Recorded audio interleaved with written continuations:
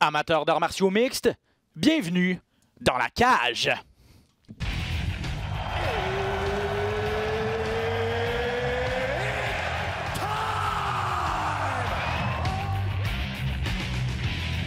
Introducing first. Benoît Baudouin, RDS Info à Las Vegas. And now introducing his opponent. C'est terminé! Victoire de Patrick Côté! Merci beaucoup tout le monde au Québec.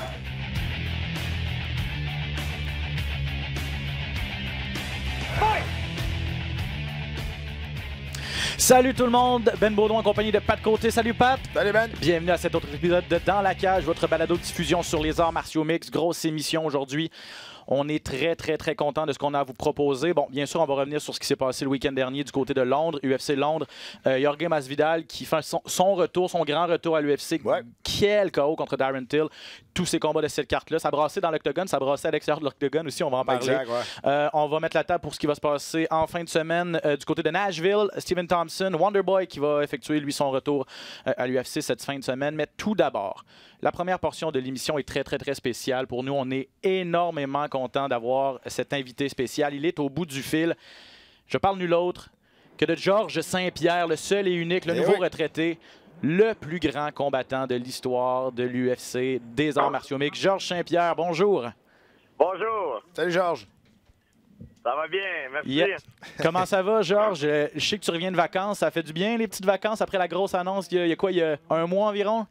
Ouais, exactement. Ben, c'est j'ai un de mes très bons amis qui vit en Thaïlande. Alors, il y a des villas là-bas. J'en ai profité. Comme à chaque année, je fais un tour là-bas de une semaine et demie. Je m'en vais là-bas relaxer.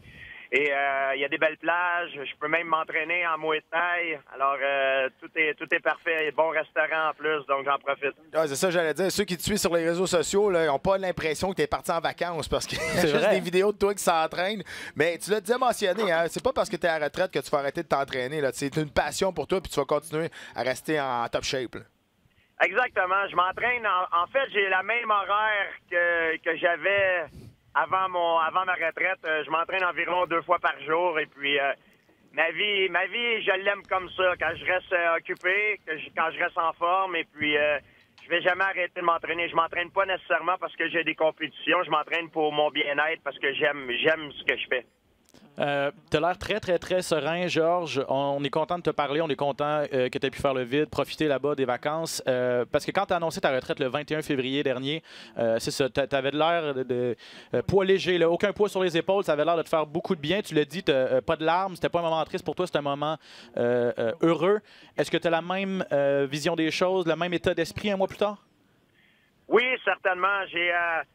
La raison pour laquelle j'ai pris ma retraite, on sait que dans notre sport, c'est un sport de full contact. Il y a beaucoup de combattants qui sont concernés par rapport aux lésions, au cerveau, les coups portés à la tête. Moi, c'est sûr, ça me concerne, mais ce qui m'inquiétait le plus, c'est le stress. Je suis quelqu'un qui est extrêmement fier. À chaque fois que j'ai un combat, je travaille tellement fort. Pour moi, échouer, c'est inacceptable. Donc, je me mets beaucoup de pression sur mes épaules parce que je sais que c'est avec cette pression-là que je performe à mon mieux. Et ce qui allait me chercher le plus, moi, durant toutes ces années de compétition-là, c'était pas les dommages à cause de mon sport, parce que c'est un sport de full contact, c'était plus le stress. Ouais. C'est ce qui me grugeait le plus à l'intérieur. Et j'avais beaucoup de difficultés à dealer avec ça. J'avais de la difficulté à dormir des fois avant les combats et ça, c'était vraiment insupportable. On sait que tu as pris ta retraite parce que finalement, ton plan A, le combat que tu voulais, c'est pas arrivé face à Nurmagomedov. On connaît toute l'histoire en arrière de ça. Mais j'aimerais que tu me parles de la relation maintenant avec l'UFC. Parce qu'avant, avec les frères Fertitta, on avait une relation un peu plus familiale. Et là, maintenant, avec les grosses organisations, les grosses compagnies qui ont acheté l'UFC, c'est beaucoup plus de la business. Est-ce que ça a été un peu plus compliqué de parler, à avoir peut-être un aspect un peu plus humain et vraiment là, prouver ton point parce que tu fais partie un peu des meubles de l'UFC? On s'entend, là. Tu sais, t'es la plus grande vedette qui a jamais existé dans ce sport-là. Donc, est-ce que c'était les négociations étaient un peu plus compliquées justement à cause que c'était rendu vraiment pur business maintenant? Tu l'as décrit vraiment parfaitement. C'est exactement ça. Avant, c'était comme une business de famille. Maintenant, les gars, ils ont une grosse dette à payer. Alors, c'est vraiment business. même on regarde les classements, des fois les combats de championnat, ils sont souvent donnés aux gens, pas nécessairement qui méritent le plus par rapport au classement, mais qui réussissent à cause de l'engouement, créer un engouement pour leur combat. Donc ça, c'est vrai. Mais je pense que côté business, ils ne voulaient pas prendre la chance que je batte Khabib pour faire un gros coup d'argent une fois. À la place, ils ont voulu garder Khabib pour pouvoir s'en servir parce qu'il va chercher au niveau international un autre type de clientèle. Beaucoup les gens d'Europe de l'Est et aussi les musulmans, les pays musulmans s'identifient à lui. Alors, c'est un bon modèle pour les jeunes. Alors, je pense que c'était côté marketing, c'était pas une bonne idée pour eux de prendre un risque de mettre Khabib se battre contre moi. Justement, Georges, j'aimerais peut-être qu'on rentre dans les détails de ça. On sait que ça n'a pas fonctionné. Bon, tu viens de l'expliquer très bien, mais est-ce que ça ressemblait à quoi les discussions, là? Est-ce que ça a été de longues discussions? Est-ce qu'on est passé proche d'en arriver à une entente ou assez rapidement, quand tes agents se sont assis avec Dana White et compagnie, on savait qu'on était trop loin et qu'on n'était pas capable de s'entendre? À quel point t'es passé proche de te battre contre Khabib? C'était pas une question d'argent, c'était une question du combat. Ils voulaient catégoriquement pas me donner Khabib Nurmagomedov. Moi, quand Khabib était prêt pour affronter Conor McGregor, on dirait que j'avais eu une vision. Je savais que Khabib aurait sûrement passé Conor McGregor. Je savais que Khabib allait gagner. Alors, j'avais une vision. Je savais qu'il voulait se battre contre moi. Il l'avait mentionné même avant le combat. Donc, je pensais qu'il était pour prendre le micro, de dire mon nom, dire qu'il aurait aimé se battre contre moi, puis là, ça aurait fait réagir les fans, puis que ça aurait été comme une vague. Et puis, le UFC n'aurait pas eu le choix d'organiser le combat. Malheureusement, ça s'est pas passé comme prévu. Il est sauté dans la foule à la place. Exactement. Il a sauté dans la foule, puis ça a pas bien fini, malheureusement. Donc, c'est pas grave. Écoute... moi, pour me garder actif, pour me garder à la compétition, il fallait quelque chose qui m'excite. Je voulais pas retourner me battre contre un autre contender qui n'a pas encore une plateforme aussi haute que moi ou qui a pas encore fait, si on veut, ses preuves, qui n'a pas battu personne dans le sport. Parce que tout le monde est dangereux. Et pour moi, c'est un risque qui en valait pas la chandelle. Donc, je misais gros, mais... Si je perdais gros, mais je voulais aussi gagner gros au niveau de Legacy. On en a parlé souvent dans le podcast, dans les nouvelles. Ben, tout le monde en a parlé souvent. Je pense que l'UFC avait peur, advenant que tu gagnes le combat, que évidemment, on n'est pas niaiseux, personne. Peut-être que sûrement c'était un seul combat que tu voulais faire partir et ça allait dévaluer le champion. Donc, ils ne voulaient pas dévaluer leur champion. Comme tu l'as expliqué, ils ont pensé beaucoup plus à long terme qu'à court terme là, dans ton cas. Et je peux te le confirmer, il n'y avait pas de peut-être. Je serais parti avec la ceinture. Exact. J'aurais laissé les trois divisions en ruine. Le welterweight, middleweight, puis le lightweight après. Le UFC n'aurait pas vraiment aimé ça, c'est vrai. Est-ce que ça t'aurait pris une ceinture pour affronter Khabib? Parce que là, on se demandait si tu étais capable de descendre à 155. Ça aurait pu être un catchweight, là. Ça aurait pu être un catchweight. Même mes agents, ils ont même essayé de travailler là-dessus pour faire un catchweight. Et l'UFC, catégoriquement, ne voulait rien savoir.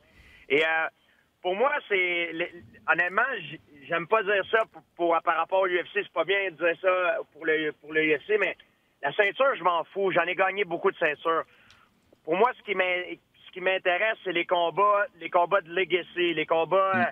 réussir à faire des combats pour passer à l'histoire du sport, faire quelque chose qui n'a jamais été fait auparavant.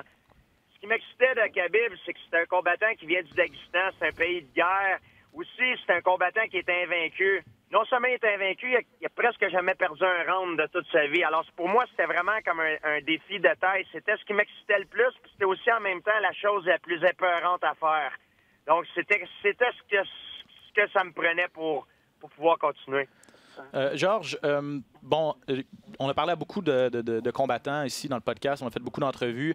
La plupart des gens sont unanimes. Ils disent Georges Saint-Pierre, c'est le plus grand combattant de tous les temps. Ils disent surtout, il y en a beaucoup qui disent, ce qu'il a réussi à faire, se retirer sans avoir perdu son titre, que ce soit chez les mi-moyens ou que ce soit chez les poids moyens.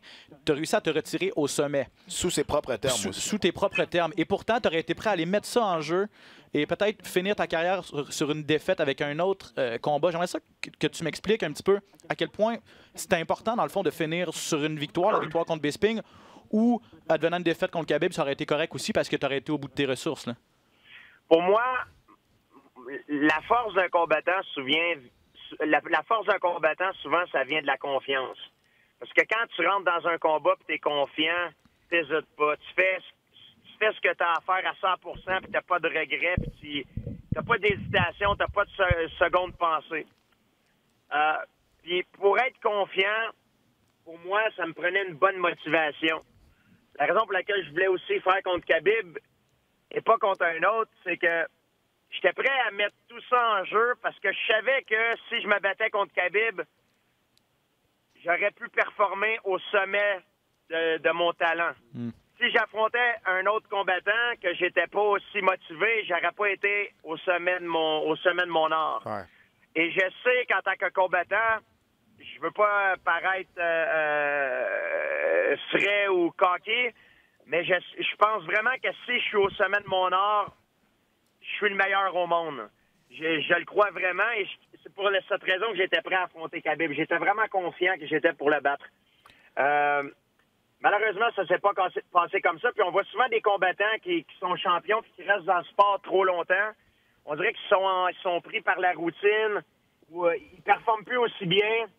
Les gens, souvent, ils disent que c'est le temps qui fait ça, mais c'est pas juste le temps, c'est le fait que leur motivation est plus pareille. Et pour moi, c'est important de garder ma motivation toujours la plus haute possible, parce que quand quelqu'un dit qu'il est satisfait en sport de combat, quand tu es satisfait, c'est la mort. Il faut que tu arrêtes. Quand on me posait la question il y a plusieurs années, Georges, est-ce que tu es satisfait avec ce que tu as fait? Ma réponse était non, je suis pas satisfait, j'en veux plus. Aujourd'hui, on me pose la question, est-ce que tu es satisfait avec ta marque que tu as laissée dans le sport? Ma réponse est plus la même. Oui, je suis satisfait. Par contre, si j'avais eu l'occasion d'en faire plus, je l'aurais pris. Mais ça me prenait Khabib pour en faire plus. Si je me battrais contre un autre combattant, ça ne m'aurait pas apporté autant. Mm-hmm. Après toute cette histoire-là, Georges, après, on sait l'histoire là, que un peu, ça n'a pas bien été, ça n'a pas bien tourné comme tu voulais. C'est quoi ton sentiment aujourd'hui envers l'organisation, envers l'UFC? Parce que tu as tellement donné. Quand tu étais champion, on va se le dire, là, ils ont profité de ton image pour faire la promotion, pas à peu près. Puis à un moment donné, après le combat d'Hendrix, tu l'avais mentionné aussi, tu avais besoin d'un break parce qu'à un moment donné, être au top, c'est bon, là, mais d'y rester, c'est encore plus difficile. Et on fait beaucoup de promotions. Ils t'ont beaucoup utilisé pour faire la promotion. C'est quoi maintenant, aujourd'hui, ton sentiment envers l'UFC? Quand je compétitionnais, je faisais tout ce qui était le mieux pour le meilleur de mes intérêts. Dana White faisait tout ce qui était le mieux pour le meilleur des intérêts de l'organisation. J'ai même, avant que j'annonce ma retraite, j'ai eu un coup de téléphone avec Dana White, puis on s'est parlé, on s'est vraiment dit les choses en face, puis on s'est expliqué, en fait, faire un résumé que les atomes crochus qu'on a eus les uns contre les autres, c'était par rapport aux intérêts. On avait des intérêts différents. Lui, c'était pour son organisation, mes intérêts, c'était pour moi. Puis souvent, on avait des désaccords à cause de ça. Ça veut pas dire que Dana White, c'est une mauvaise personne. Ça veut pas dire que je suis une mauvaise personne. Ça veut dire qu'on se battait pour réussir à avoir ce qui était le mieux pour le meilleur de nos intérêts. Donc maintenant, on s'en est parlé, on est rendu amis, puis il n'y a plus aucun problème entre nous. Et ben, puis, on s'entend, Georges, si j'ai ce que j'ai aujourd'hui dans la vie, la richesse et puis la santé, mon mode de vie, c'est à cause de Dana White. Ouais, je te dirais plus c'est à cause de Georges Saint-Pierre. Ouais, mais bon, à un moment donné, tu l'as pas volé non plus, mais tu as été un des premiers, sinon le premier à tenir tête aussi à Dana White. Après ça, il y en a d'autres qui ont peut-être pris ta voix, mais c'est intéressant, c'est peut-être ça aussi. Est-ce que lui, tu sens qu'il t'en veut par rapport à tout ce que tu as dit? Tu sais, il n'a pas été correct avec toi. Tu sais, quand tu es parti pour 4 ans, une des premières choses qu'il a dit, c'est t'as pas le droit de faire ça, t'as pas le droit d'être au top. Contre Hendrix, il a gagné, mais de façon façon, c'était très serré. Il n'a pas le droit de partir puis laisser la ceinture en plan comme ça. Il était très, très dur envers toi. Après ça, tu es revenu avec l'histoire des produits dopants. Tu voulais faire le ménage dans ton sport. C'est quelque chose qui te tenait à cœur. Encore là, une fois, il t'a jamais défendu là-dedans. Il s'en est même pris à toi. Est-ce que tu penses que... Toi, tu dis qu'aujourd'hui, tu tournes la page, mais est-ce que tu penses que lui, pendant un certain temps, c'était personnel puis il t'en voulait de façon personnelle pour ce que tu faisais? Je pense qu'il m'en voulait aussi parce que j'ai brassé beaucoup les cartes. J'ai fait beaucoup de choses pour l'organisation, d'un sens que ça leur a coûté beaucoup. Ça leur a coûté de payer une agence antidopage pour changer les choses. Ça a fait parler beaucoup le monde en mal du UFC parce que ça a fait réaliser qu'il y avait beaucoup d'athlètes qui se dopaient. Il y a beaucoup de choses que j'ai fait. Je l'ai fait parce que par rapport, j'ai des principes. Et pour moi, il faut que je me tienne debout pour mes principes et pour mes valeurs. Je suis pas quelqu'un qui se laisse avoir par la corruption, par l'argent, par le matériel. Donc, je leur tenais tête par rapport à ça. Et c'est sûrement ce qu'ils n'aimaient pas. Eux, ils avaient la vie facile avant. Il y avait beaucoup de leurs grandes stars. Je suis certain qu'ils en étaient conscients qu'il y a plusieurs de leurs grands champions, ils se dopaient. Mais ils regardaient de l'autre côté. Ils laissaient faire les choses. Et quand je suis venu avec quand je suis venu public avec ça, ça leur a causé beaucoup de problèmes. Ils n'ont pas aimé ça. Ils ont fait beaucoup de changements par rapport à ça. Je pense pas que Dana White, maintenant, il y a des sentiments négatifs envers moi à cause de ça. C'est sûr que ça leur a causé des ennuis, mais je pense que si on regarde la chose dans l'ensemble aujourd'hui, le UFC ressort gagnant de ça. Ça leur a doré l'image du sport aussi en général. Parlant de l'UFCDA, est-ce que tu es satisfait du travail présentement? Parce que ça a été ton cheval de bataille pendant très longtemps. Tu es parti et tu es revenu après 4 ans justement parce que le sport était un peu plus propre ou il s'en venait beaucoup plus propre. Est-ce que tu es satisfait du résultat présentement de l'UFCDA? Parce qu'on s'entend, là, il y a une grosse raison pourquoi l'UFCDA est là présentement et ça s'appelle GSP. Là, on s'entend. Là. Oui, écoute, c'est pas parfait. Il y a beaucoup de choses qui se passent qui nous laissent un peu douter.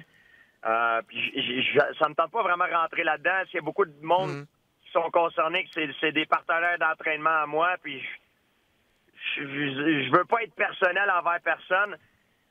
Mais écoute, c'est beaucoup mieux que c'était.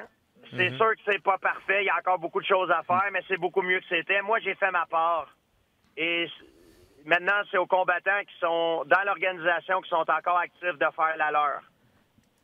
J'ai une question pour toi. Je veux savoir si tu as des regrets, Georges, parce que tu l'as dit un petit peu plus tôt. Aujourd'hui, tu pars la tête haute, puis présentement, il n'y a plus de défis là, qui t'intéressaient à part Khabib Nurmagomedov. Mais est-ce que tu aurais aimé ça? Peut-être un combat contre Anderson Silva. Moi, c'est ce qui me vient en tête quand je te pose la question sur les regrets. Est-ce que tu regrettes que ce méga combat-là, lorsque vous étiez les deux au top, on n'ait pas réussi finalement à le mettre sur pied? On n'a pas réussi à le mettre sur pied, mais ce combat-là a été proposé 2 fois à moi. Une fois, après, quand j'avais arrêté, après mon combat contre Johnny Hendricks, Dana White m'a envoyé un texte, il m'a dit « Veux-tu battre contre Anderson Silva? » Je venais d'arrêter, j'ai dit non, ça me tente pas. C'est pas que c'est Anderson Silva, ça me tente pas de me battre contre n'importe qui. Je prenais une pause, puis j'étais pas là. L'autre fois que c'est arrivé, c'était quand on était au top. On avait eu une discussion, Lorenzo était là, et puis moi, ce que je voulais faire un catchweight et faire des tests d'antidopage. Dans ce temps-là, il n'y avait pas de test d'antidopage, et le UFC, je pense qu'ils n'ont pas aimé l'idée de faire ça. Dans un catchweight avec des tests d'antidopage, et puis la discussion, a pas continué. Est-ce que, dans le fond, c'était peut-être précurseur de ce qui allait arriver par la suite, où Anderson Silva a testé positif 2 fois, là? Mais peut-être aussi, je voulais faire ça dans un catchweight. La raison était pour laquelle j'étais sur j'avais beaucoup de contenders, j'avais beaucoup de challenges en face de moi. Et puis, je savais que si j'essayais de monter de poids puis de redescendre, ça aurait été difficile. Donc, je voulais garder le même poids, juste qu'on se rejoigne dans le milieu, puis qu'il y ait des tests antidopage en plus de ça. Il y a une autre chose aussi qu'on t'a vu porter ton nom et finalement, c'est parti en nuage de fumée, mais la fameuse conférence de presse de l'Union des combattants. C'est arrivé une fois, il y avait plusieurs combattants qui étaient là de très haut de renommée. Là. Il y avait Cowboy Cerrone, TJ Dillashaw, Cain Velasquez. Pour être bien franc, il n'y a pas trop de l'air à savoir ce qu'il se faisait là. Mais il y avait Cain Velasquez, il y avait des gros noms. Et c'est comme parti en fumée par la suite. Est-ce que tu peux élaborer là-dessus sans te mettre dans le trouble. Là. Je veux pas te mettre sur la glace, là, mais... Il n'y a pas de problème. Parce que ça, c'était gros quand même, puis c'était un peu la troisième fois qu'on tentait de faire une union des combattants avec... Là, c'était vraiment sérieux, là. Des gros noms qui avaient mis leurs pieds à terre, et ça a disparu vraiment comme du sel dans l'eau. Ce qui s'est passé, en fait, c'est que l'idée est bonne. Tous les combattants sont d'accord pour les projets, pour ce projet-là d'une union avec tout, mettre de l'argent de côté pour la retraite et tout, les assurances et tout ça. L'idée est très bonne. Tout le monde est presque à l'unanimité en faveur de ça. Où est-ce qu'on a des problèmes? C'est qui dirige l'union. Et là, il y avait quelqu'un qui s'appelait Bjorn Rodney qui était là, qui faisait pas l'unanimité envers tous les combattants. Non. Moi, je connaissais pas le passé. J'ai peut-être été mal informé. Il y a eu un passé, un mauvais passé avec certains combattants, puis c'est pour ça que je pense que c'est une des raisons pour laquelle ça n'a pas fonctionné. Okay. Il y a plusieurs organisations qui sont sorties. Le problème, c'est que tout le monde veut contrôler tout. Et puis, les gens n'arrivent pas à être en accord avec qui contrôle. Donc, c'est là que le problème est. C'est pas les valeurs pour lesquelles les organisations prônent. C'est vraiment qui contrôle l'organisation. C'est là le problème. C'est sûr que ça va arriver un jour. C'est une question de temps. Dans tous les sports, c'est arrivé. C'est juste que ça n'a pas été le bon timing en ce moment. Et là, si je comprends bien, c'est pas quelque chose, c'est pas un cheval de bataille que tu vas continuer de porter maintenant que tu es à la retraite. Là. Tu passes complètement à autre chose et c'est pas quelque chose dans lequel tu veux t'impliquer?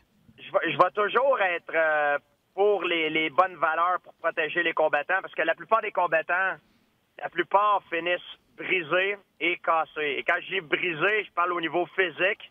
Cassés, je parle au niveau monétaire. Mm-hmm. Donc, non seulement ils perdent leur santé, mais ils perdent aussi leurs moyens.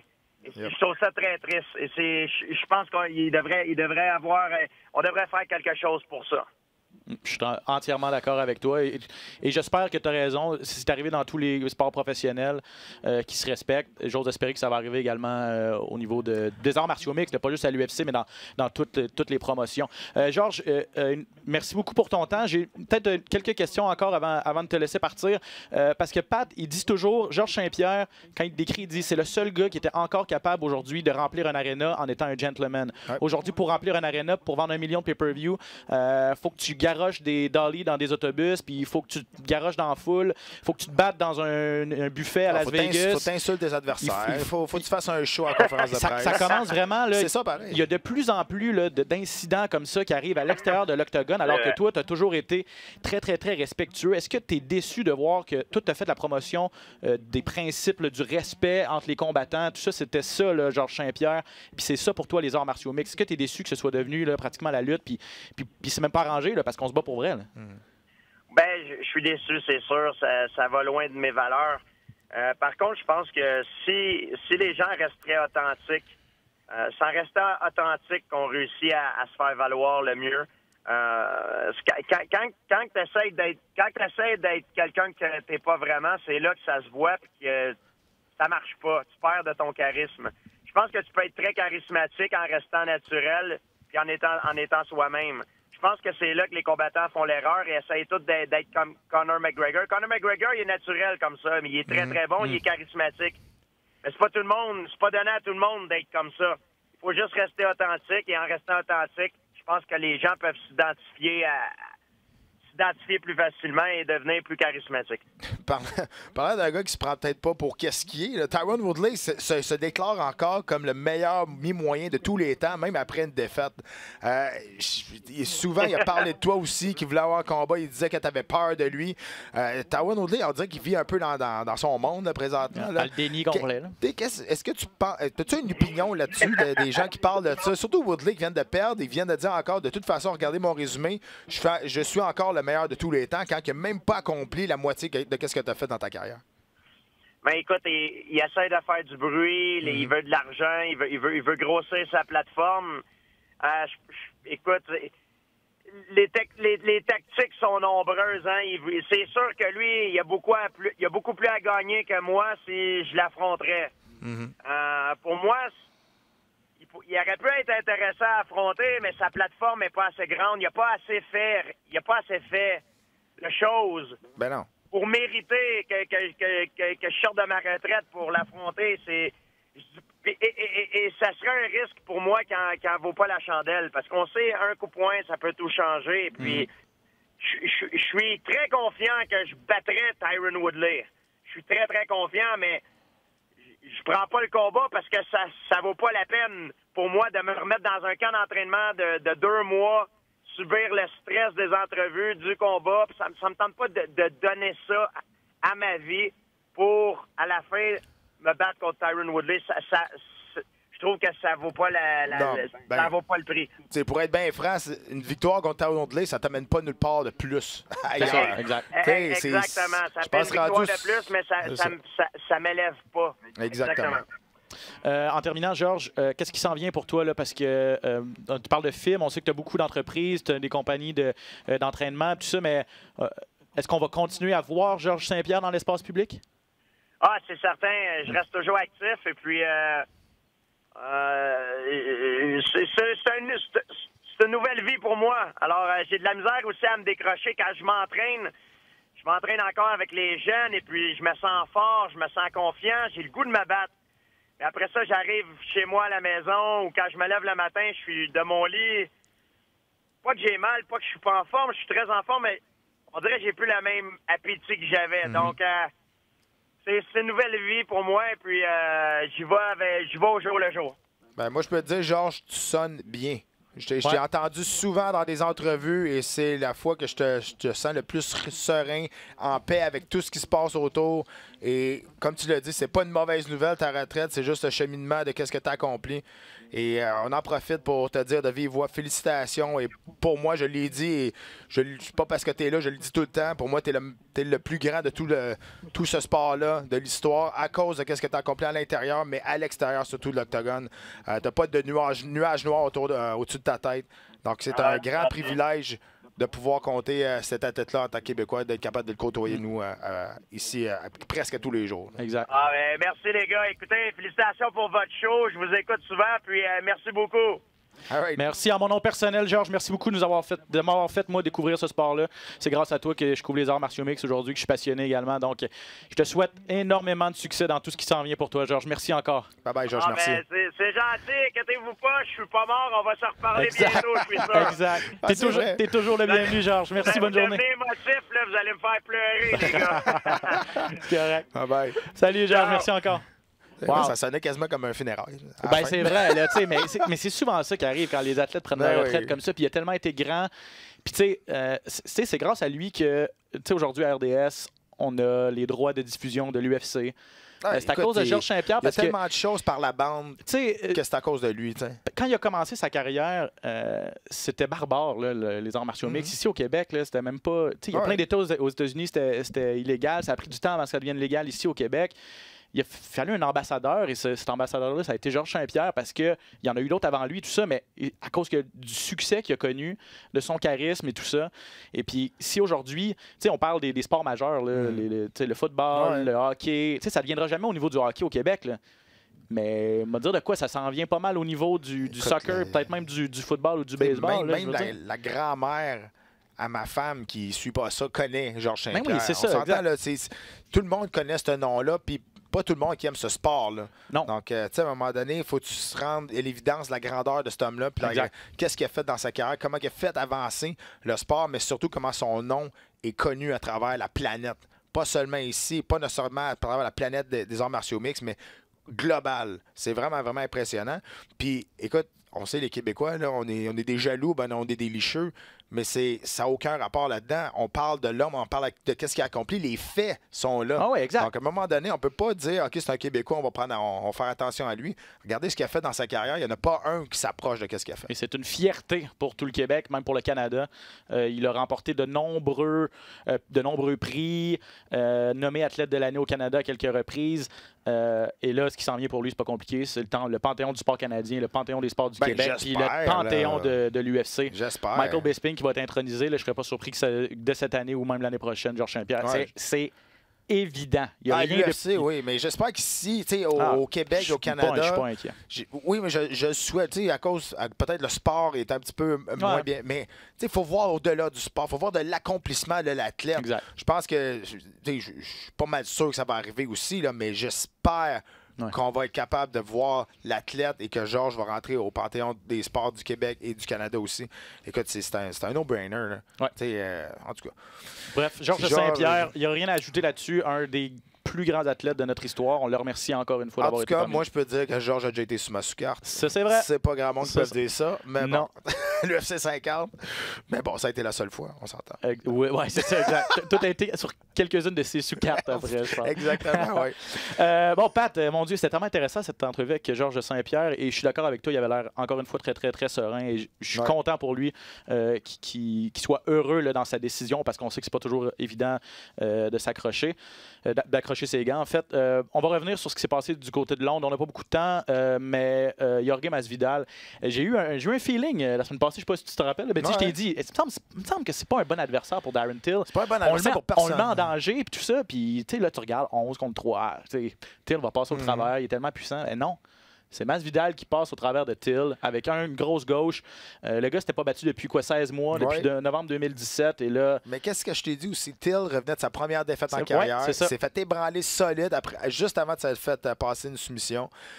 Il a été très hésitant dans ses attaques pendant le combat. Ça y a resté. Première défaite d'un combattant, c'est toujours mentalement difficile de passer par-dessus. On ne sait pas comment qu'un athlète va être capable de passer par-dessus. Et s'il y en a bien un que tu ne veux pas affronter quand tu as un doute dans ta tête, c'est un gars comme Masvidal. Un gars qui est un peu tout croche, qui est un gars qui est un dur. Lui, il s'est battu dans la rue. Il s'en torche qui est en avant de lui. Il s'en fout raide. Il va y aller en avant. Puis tu peux être le champion du monde comme le gars de la sous-carte. Il va faire exactement le même plan de match. Et là, il a couché avec une gauche, un espèce de Superman punch quand il a tourné gaucher, un crochet.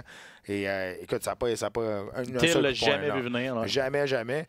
Puis c'est un peu, tu regardes là, Masvidal qui vient de grimper au 4e rang, je pense, juste après Dos Santos. Donc, il est 4e ou 5e. Lui, il appelle ça la 5e, exact. Il appelle ça la résurrection. Là. Donc, il avance. Et, tu sais, Masvidal, c'est un caractère. On sait, c'est un gars qui vient de la rue. Puis, il a dit après, je me battrais contre ma mère si c'était pour la ceinture. Tu sais, lui, on s'entend, là. Allô, maman. C'est un raw, là. Tu sais, c'est un dur. Exact. Et là, tu portes à croire qu'à son âge, là, il y a quoi? Il y a 37, là, je pense. Jorge Masvidal et le futur. Il y a 34. Ça fait tellement longtemps qu'il est là. C'est ça. Mais tu portes à croire que là, le futur est prometteur pour lui. Peut-être pas une chance au titre tout de suite, là, mais tu sais, d'autres combattants dans le top 5. Et puis pas une chance au titre. Ils viennent de battre lui qui s'est battu pour le championnat du monde le dernier coup. Oui, c'est ça. Puis Ali Abdelaziz, le gérant de Kamaru Usman, a dit ça devrait être Jorge Masvidal qui obtient la chance au titre avant Colby Covington. Oui, puis les deux sont amis, Covington et Masvidal. Et Masvidal a dit, moi, j'ai aucun problème de me battre avant Covington contre lui. Je pense qu'il est tout seul. Il y a des amis, mais il est tout seul. Il est tout seul dans son monde, Masvidal. Ouais. Exact. Mais tu sais, grosse victoire. Puis est-ce que tu penses que ça peut faire mal à Darren Till? Évidemment, ça lui fait mal, mais à quel point ça lui fait mal? Chez lui, en plus. Oui, c'est ça. Tu sais, on parle de mentalement, de revenir à une première défaite. Là, ils viennent de se faire knocker chez eux. Ouf, ça va être rough. Là. Ça va être difficile. Parce que ces deux défaites de suite, et son combat précédent, son combat de championnat du monde, c'était contre Stephen Thompson. Puis il y a plusieurs personnes, dont moi, qui pensent qu'il n'a peut-être pas gagné ce combat-là. Ça se passait justement aussi chez lui à Londres. C'était plate. Mais tu sais, c'était pas. Ça y fait 3 performances douteuses là, de suite, alors qu'on voyait que c'est un gars invaincu, un gars qui amenait un style qu'on n'avait pas vu souvent en raison de son bagage en un gros bonhomme. En arts martiaux. Là. Je serais pas surpris de le voir à 185. Non, la montée, ouais, c'est peut-être la dernière fois qu'on l'a vu à 170. Ouais, peut-être. Bref, à suivre parce qu'on sait qu'il a déjà eu des difficultés à faire le poids. Bref, le grand gagnant de l'UFC Londres, Jorge Masvidal, le vétéran, avec ce KO 2e round contre Darren Till. En demi-finale, Leon Edwards. Il y a 2 KO ce soir-là. Oui, c'est ça, exact. C'est ça, parce que Leon Edwards, pour ceux qui n'ont pas suivi, Leon Edwards, qui a 7 victoires de suite maintenant chez les mi-moyens, qui lui non plus n'a pas la langue dans sa poche, a battu Gunnar Nelson, a dominé. a dominé Ouais. et a même très bien paru Ouais. au sol par moment. Lorsque le combat est allé au sol, on se dit OK, il va se faire manger tout rond par Gunnar Nelson. Non. Il a réussi à tenir son bout, de très bonne défense contre les attaques de Nelson. Et puis, physiquement, il était capable même de contrôler l'action par moment au sol. Donc ça m'a beaucoup impressionné. Ouais, moi aussi, pour vrai. Et puis là, par après, avec Masvidal dans les coulisses de l'aréna, on en est venu au coup. C'est drôle, hein, parce que Masvidal a fait une entrevue il n'y a pas très très longtemps. Puis dans l'entrevue, il disait écoute, si tu parles contre moi, là, il dit c'est sûr que si je te vois en face à face, là, c'est sûr que tu vas en subir les conséquences. Et Edward a parlé souvent contre Masvidal et il disait qu'il était 7 de suite et il devrait être en avant de Masvidal, des choses comme ça. Et là, pendant l'entrevue, là, il est parti backstage et là, il est arrivé face à face et ça n'a pas été long. Hein. Lui, il est habitué. Dans la rue, tu donnes le premier coup. Il est habitué. Et ça a parti des deux mains. Pic, il a ouvert la joue gauche d'Edward. Edward n'a pas eu le temps de réagir Non, du tout. c'est ça. Donc là, écoute, ça y enlève peut-être. Il était fâché parce que ça enlève peut-être. Ça met peut-être de l'ombre un peu sur sa grosse victoire contre C'est Till, vrai. mais il a quand même caché 100 000 de bonus. Masvidal, donc, ouais. tu sais, donc ça, ça met. 2 bonnies de performance. C'est ça. Puis je pense que lui, il s'en fout là, qu'on pense de lui. Là. Non, Parce que je je sais trouve que bien, là. Masvidal, Ouais. si c'est un bad boy, ou je suis pas d'accord avec Non. ses actions à l'extérieur de l'octogone, parce que lui, comme tu as dit, Ouais. il s'en fout pas mal. Mais là, tu parlais des classements. Là, je regarde, Leon Edwards, lui, il n'a pas bougé là, Non. avec sa victoire. Il est demeuré 10e. Ouais. S'il pensait être en avant de Masvidal, c'est raté. Qu'est-ce qui s'en vient pour lui? Évidemment, Ponzinibbio également, qui a 7 victoires de suite. Les deux sont à égalité. Ils sont à peu près 8 pour Ponzinibbio, 10 pour Edwards. Ça pourrait être un combat intéressant. Ben Askren, peut-être. Ben Askren a été tout le week-end à Londres. A essayé de faire des simagrées un petit peu. Il voulait avoir Darren Till si Darren Till l'emportait. Il a Peut-être dit- Till s'est fait déconcentrer aussi. Hein, on s'en souvient à peser. Il est revenu en avant puis il voulait se pogner avec là, Ouais, pendant c'est ça. que le Q&A avec. Je sais pas. Mais Ben Askren, je sais pas si on va faire vraiment le combat revanche. Tout le monde veut voir ça. Même les combattants disent. Tout le monde veut le voir, sauf Tout- Askren. Lui, il va Ouais, pas le c'est ça. faire. Même les combattants. Ils disent si t'as vraiment une paire de couilles, là, donne un combat C'est revanche à Lawler. Parce que moi, je connais pas grand monde dans l'organisation qui aime pas Robbie Lawler. Tu sais, je pense que c'est pas Je vrai, connais pas là. grand monde qui veut se battre contre lui non plus, dans le C'est ça. sens. Tu sais, je pense qu'Askren, peut-être qu'il sait là, que je veux pas dire il a qu'il a été peut-être joué de chance. Là. Ben, ça, je veux pas dire qu'il a été chanceux parce qu'il a quand même fait un amené au sol puis il a changé le Renegade Choke en Bulldog Choke. Mais, on va dire de quoi, debout, là, il veut pas s'en pogner debout avec Lawler. Non, là. c'est ça. Oh mon Dieu, c'est un débutant, là, debout. Là. C'est fait sonner solide. C'est ça. Donc, je sais pas qu'est-ce qui va arriver, là, mais c'est sûr que pour Masvidal, grosse victoire. Puis Edward, il faut là commencer à le checker. C'est sûr qu'il est pas. Il finit pas ses gars. Donc, c'est sûr qu'il est un petit peu moins Il est moins, spectaculaire. Mais il reste qu'il est sur 8 victoires de suite. Là, c'est quand même pas à dénier. Là. Exact. Puis on va voir ce qui va se passer. On en parle un petit peu plus tard, mais la semaine prochaine, Stephen Thompson contre Pettis, Anthony Pettis. Ouais. Ça va avoir des implications aussi sur ce qui va se passer pour la suite à 170 livres. Autre combat, on a eu la semaine passée au podcast, Volkan Oezdemir en entrevue. A perdu une décision partagée très serrée. Ouais. Peut-être pas controversé. C'est Ben, pas un vol en plein jour, mais la plupart des journalistes présents avaient donné la victoire à Volkan Oezdemir Et quand. contre Dominique Reyes. Ouais, et quand on écoutait les hommes de coin de Reyes aussi, en arrivant au 3e round, on disait qu'on était en train de perdre le combat. C'est ça. Donc, et il a entendu ça par la suite, Oezdemir, et Oezdemir a dit en entrevue, il dit même ces hommes de coin pensaient qu'il était en train de perdre le combat. C'est ça. Donc, tu sais, mais. Tu sais, Mais il n'y en a pas fait, cette phrase. il y en a pas fait tout à fait assez pour. Non, je sais bien. Tu sais, Mais tu sais, la phrase, là, laisse pas ça dans les mains des juges, Exact. tu veux pas. C'est plate, là. Il n'y a pas un combattant qui aime ça entendre cette phrase-là. C'est comme quand tu es à diète, tu as faim, il dit bois de l'eau. Tu sais, tu veux pas entendre ça. OK? C'est ça, dis-moi exact. d'autres choses. Mais c'est la réalité, c'est vrai. Donc, c'est dommage, mais c'est vrai, tu as raison. Il n'y en a pas assez fait pour avoir une victoire unanime. Exact, c'est ça. Et puis, Dominique Reyes n'a pas été très convaincant. On le voit comme un des gros gars, un des bons espoirs à 185 livres, à 205 livres. 205. Bon, lui, 4 victoires de suite, là, mais. Ouais, il a surtout lancé un call à John, là, I'm coming for you. Ouais, c'est ça. Je pense que Faire c'est pas John attention. Jones son prochain. Mais je serais pas. Reyes contre Johnny Walker. Quelque chose Ouais, non, que t'as je raison. détesterais pas. Parce que au niveau des aptitudes, Reyes a tout ce qu'il faut. Là. Il a le physique, je veux dire, il fait des attaques intéressantes Ouais. et tout ça. Il y a un bon fighting IQ également. Tu sais, je comprends, Oezdemir, c'est un des tops, là, mais Reyes, ce combat-là, c'est un des combats que j'ai trouvé le plus plat. Ouais, je suis de d'accord. lui, là, d'habitude, on le voit, il est vraiment agressif, c'est ça. il est solide, il est créatif dans ses attaques. ça. Là, c'était c'était safe. Ouais, exact. Et Jusdomir, je suis un peu déçu parce qu'il a manqué de gaz, moi, j'ai trouvé, à la fin du combat. Et c'était la même chose contre Anthony Smith au 3e round. Quand il avait dominé les 2 premiers rounds là, contre Anthony Smith à Moncton au mois d'octobre. Et puis, arrivé au 3e round, plus d'énergie. Peut-être, il a manqué de partenaire d'entraînement de qualité. Ouais, il nous disait qu'il n'avait pas pu venir s'entraîner aux États-Unis comme il fait d'habitude à cause d'une question de visa. American Top Team, c'est sûr qu'en Suisse, il y a peut-être moins de bons partenaires d'entraînement qu'il y en a aux États-Unis, effectivement. Quoi d'autre? Des victoires d'Arnon Allen et défaite de Joe Duffy. Ça, c'était 2 représentants du gymnase TriStar de Montréal. Duffy s'est fait dominer. Duffy, c'était triste. C'était triste. S'est fait dominer complètement. J'étais surpris de voir ça pour elle. Oui, exact. Contre Mark Giacchesi, qui est un Anglais, lui a sorti vraiment il était sur 3 défaites de suite. Il avait besoin d'une grosse performance. Il a sorti son A-game, comme on dit.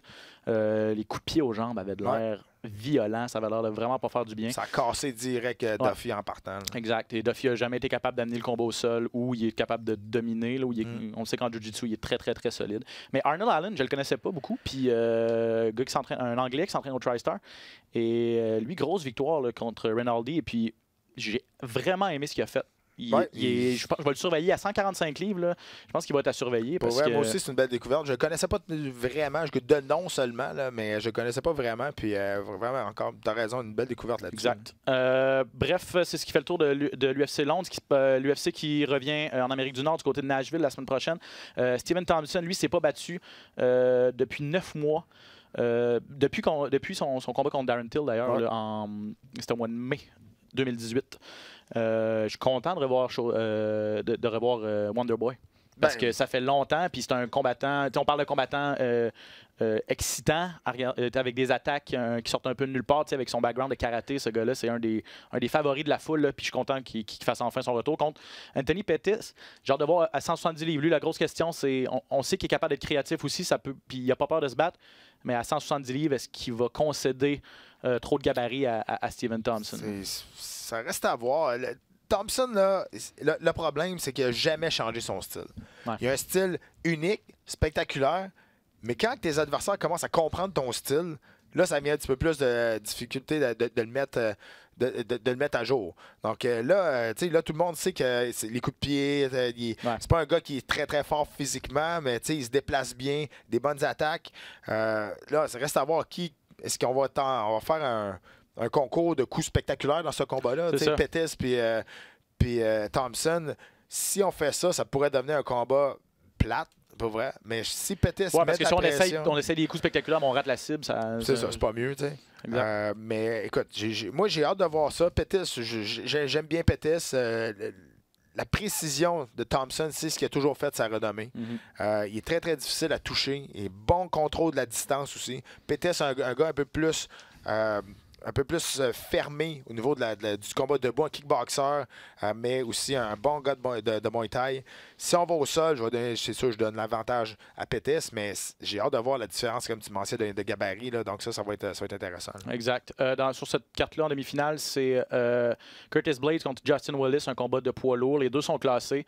Blaydes devrait gagner ça assez facilement, selon moi. Le Willis, pour un poids lourd, et je pense pas qu'il a la force de frappe nécessaire. Il n'y a pas beaucoup de KO à sa fiche et tout ça. Et on sait qu'il n'est pas très athlétique non plus. Non, il est pogné d'un pain un peu.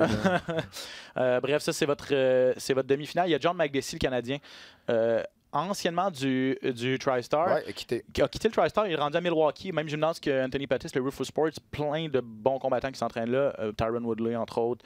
Ben Askren est à ce moment-là. Et je disais une entrevue de John McDessie qui a deux victoires consécutives, là, quand même à 155 livres.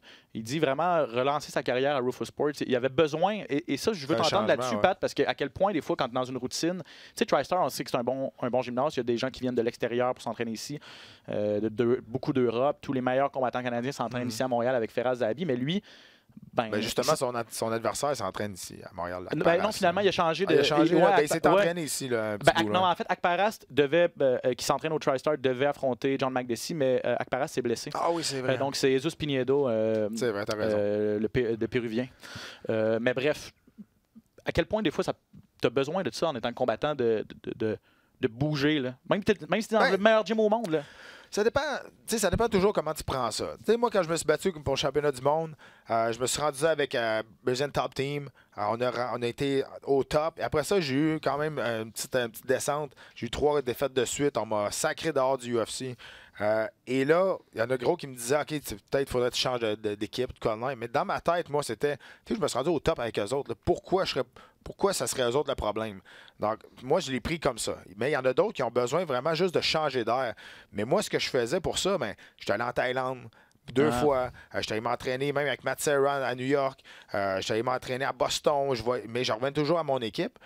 Donc, pour ça, j'étais capable de me sortir de ma zone de confort en m'en allant à gauche, à droite, mais je revenais toujours dans ma équipe. S'il y a un problème interne dans ton équipe, là, c'est peut-être mieux de partir. Ça, c'est sûr et certain. On ne sait pas ce qui s'est passé. Mais il y en a qui ont juste besoin de s'en aller puis vraiment voir complètement autre chose. Puis ça a l'air à bien marcher pour McDessie. Oui, exact. Donc, le Canadien McDessie qui va être en action cette fin de semaine du côté de Nashville. On va finir l'émission avec les nouvelles en arts martiaux mix, Pat. Contrat de 7 ans pour Dana White. Ça, c'est la nouvelle qui est sortie hier. Ouais. Avec j'ai pas eu la Manu Ariel aussi. Oui, Harry Manuel, qui est le gars de WME IMG, qui ont acheté l'UFC il y a 2 ans et demi maintenant. Mais... bon, on a parlé avec Georges Saint-Pierre. Dana White, là, c'est un bully, entre guillemets. Son style de gestion, là, c'est dictature. Là. Tassez-vous de là, ça va fonctionner à ma manière. En tout cas, de l'extérieur. Là. Peut-être que je me trompe, là, mais... Écoute, j'ai une anecdote là-dessus. OK. Mais, fait que là, tu sais, ça fait... Quand tu pars quand tu arrives avec une compagnie en 2001, puis il faut que tu défonces des portes, là. Puis il faut que tu fasses respecter ton sport, puis il faut que tu le légalises même à plusieurs endroits. Je pense que son style de gestion est incroyable. Puis la preuve, en 20 ans, il a amené ça d'une compagnie à 1 million de dollars à 4 milliards. Ouais. Mais rendu à ce stade-ci, là, tu négocies avec des ESPN de ce monde. Tu négocies avec des super vedettes. Il faut que tu traites tes combattants de bonne façon parce que c'est eux ton produit. Un petit changement au niveau là, de la gestion, je pense que ça n'aurait pas fait de tort pour l'UFC. Mais... ce qu'il a dit, regarde, exactement ce que tu viens de dire. Il dit, ça fait 20 ans que vous doutez de moi. Ça fait 20 ans que je livre la marchandise. Ouais. T'as bien beau pas l'aimer, mais il a raison. Ah oui, exact, c'est vrai. Puis tu parlais d'un bully, là, ma petite anecdote. On sait qu'il y a beaucoup d'argent. Et il a acheté 3 maisons dans un quartier super riche à Las Vegas. 3 maisons d'à peu près une dizaine de millions chaque. Il les a foutus à terre pour faire une maison sur les 3 terrains. Donc, il a foutu 30 millions à terre pour faire une grosse maison. Et là, le monde autour, là, il avait signé des pétitions parce qu'il ne voulait pas que ça fasse ça. Parce que ça dénaturait un peu les autres maisons autour. Il les a tous envoyés promener puis il a fait ce qu'il voulait. Quand tu parles, c'est un bully, c'est pas juste dans la gestion, c'est dans sa vie de tous les jours. Mais, écoute, 7 ans de plus, je pense que ça va arriver avec la fin de contrat avec de ESPN. On a prolongé de 2 ans, seulement les pay-per-views cependant, pour à ESPN. On sait que là, il y a un package. Si on veut les pay-per-views maintenant, il faut acheter le package, il faut être membre de ESPN. Ça, c'est juste aux États-Unis. Ouais. Ici, au Canada, ça ne change rien. Ça va être encore à la télé payante et le reste à RDS2. C'est ça. Fait que lui, je pense qu'il veut se rendre à la fin du contrat de l'ESPN et par la suite, peut-être qu'il va quitter, je sais pas. Ça dépend c'est pas toujours de ton style de vie. Tu peux avoir 10 millions dans ton compte de banque, mais tu peux être endetté pareil. Mais lui, il dit qu'il le fait pas pour l'argent. Lui, ce qu'il veut, c'est justement amener l'UFC au niveau de la NFL. Il n'a pas signé 7 ans pour 10$ non plus. Non, c'est sûr, là, il fait pas du bénévolat, mais ce qu'il a dit, c'est je veux amener ça au niveau de la NFL, je veux amener ça au niveau de la LNH, du baseball majeur et tout ça. Et forcé d'admettre, c'est peut-être pas à ce niveau-là encore, mais comme je le disais tantôt, on s'en approche dangereusement. Là. On s'en approche, mais on est encore très, très loin pour 2 raisons. De 1, une association qui va protéger les combattants. Ouais. Et de 2, le partage des revenus. Le partage des revenus de l'UFC envers le combattant n'est pas plus que 10%. Quand on regarde les partages de revenus dans la Ligue nationale ou dans la NFL, on approche quasiment le 45-50%. Donc là, on est très loin. Mais en même temps, pourquoi qu'on a un partage de revenus de la sorte? Justement à cause, il y a une association qui protège les joueurs. Donc, ça va ensemble. 1 plus 1, ça va être 2. Donc, tout va partir de là. Sauf que Georges, comme il mentionnait tantôt, ça prend quelqu'un qui dirige ça. Tu as raison. Mais ça te prend des athlètes qui ont un point important dans l'organisation. Et ces athlètes-là là, sont millionnaires. Ils s'en foutent un peu de mettre de l'argent de côté pour le gars qui est en sous-carte. Là. Donc, c'est ça qui arrive. C'est ça. Et qui va être capable de mettre quelque chose sur pied de plus fort que Georges Saint-Pierre, Cain Velasquez, Donald Cerrone, TJ Dillashaw. On s'entend, là. T'avais toutes, là. T'es avais toutes. Puis de même, ça a disparu. Ouais. Georges, j'ai dit que ça va arriver. Moi, je pense que ça n'arrivera jamais. C'est plate. Non, ouais. Moi, je suis complètement le contraire. Tu l'as dit, l'association des joueurs de la LNH, par exemple, Ted Lindsay, qui était une super vedette des Red Wings de Détroit, ça a pris une super vedette pour mettre ça sur pied. Donc, ça va prendre la même chose en arts martiaux mixtes. OK, écoute ça, attends un peu. Mais tu as raison que Conor McGregor, mettons, là, il veut même pas se battre en demi-finale à cause qu'il veut pas donner des points pay-per-view à d'autres personnes. T'sais. Mais qu'est-ce qui est arrivé dans tous les sports professionnels pour que le sport avance? Des grèves. Ben c'est ça. Il a fallu que les combattants ou les athlètes mettent leurs pieds à terre à un moment donné. Exactement. Sauf que le gars là, qui fait 10 000 $ en pré-carte, là, lui, tu penses-tu qu'il a le goût de partir en grève là, pour pas se rebattre pendant 1 an ou 2? Oublie ça, il peut pas vivre dans sa grève. Il n'y a pas le fonds nécessaire pour survivre à une grève. Donc, il faut que tout le monde se mette ensemble et dire « OK, let's go, on fait un lockout ». C'est ça qui est arrivé à la Ligue nationale de hockey, c'est ça qui est arrivé à la NFL aussi. Et là, pour monter les comment je peux dire ça, les bonnes choses pour les athlètes. Donner de meilleures conditions. Exact, les conditions, ça je cherchais. Pour les conditions des athlètes. Mais en arts martiaux mix, justement à cause de ça, que le partage des revenus n'est pas assez haut, que ceux qui font pas beaucoup d'argent n'ont pas les reins assez solides pour soutenir une grève. Et c'est pour ça que ça n'arrivera pas. C'est pour ça que je dis que ça n'arrivera pas. En fait, la première étape, c'est même pas la grève. Là. Premièrement, c'est qu'il faut se mettre ensemble pour en créer une association. À partir de là, lorsque l'association va exister, va être reconnue légalement, à un moment donné, l'UFC n'aura pas le choix de négocier avec cette entité-là. C'est la loi des relations de travail. Ça existe aux États-Unis, ça existe dans tous les pays civilisés. Ça va prendre la première étape, c'est ça. Là, les combattants sont même pas capables de s'entendre ensemble pour dire OK, on devrait avoir une association pour améliorer nos conditions. Là. On part de loin quand même. Là. On part de très loin et c'est un sport individuel comparativement à des sports d'équipe. C'est ça, exact. Donc, c'est dur de tout se mettre ensemble. Il va falloir se réveiller éventuellement si on veut que ça arrive. Bref, c'est un dossier qu'on suit depuis plusieurs années. Je pense qu'on n'a pas fini de le suivre également. Dans les autres nouvelles, je l'en parlais, Michael Bisping va être admis au Temple de la Renommée. Le premier Britannique et le seul à ce jour à avoir été champion dans l'UFC. Ça va être bien mérité. Avec raison. Il va être admis cet été au mois de juillet. Conor McGregor serait en discussion pour un retour au mois de juillet. Ouais, tu parlais qu'il ne voulait pas être sur en co-main event. Mais là, ça a sorti aujourd'hui, je pense. Il dit OK. J'accepterais d'être en co-main event, mais je veux plus de parts dans la compagnie. Bon, ça, c'est vrai. s'équivaut. Il a dit c'est ça. Il veut devenir actionnaire de l'UFC, avoir sa part dans la compagnie. Ouais, un peu plus de parts, c'est ça. Exact. Donc, bref, à suivre. Mais peut-être Conor McGregor, un retour au mois de juillet, probablement à Las Vegas pour la Semaine internationale des sports de combat. Ouais. Mais bref, c'est pas signé encore. On continue de suivre le dossier pour vous. Merci énormément à Georges Saint-Pierre. Très apprécié encore qu'il se soit joint à nous pour cette entrevue. On espère que vous avez apprécié. Merci beaucoup, Pat. Encore un autre très bon show. À tout le monde à la maison, je vous dis à la prochaine pour un autre épisode de Dans la cage.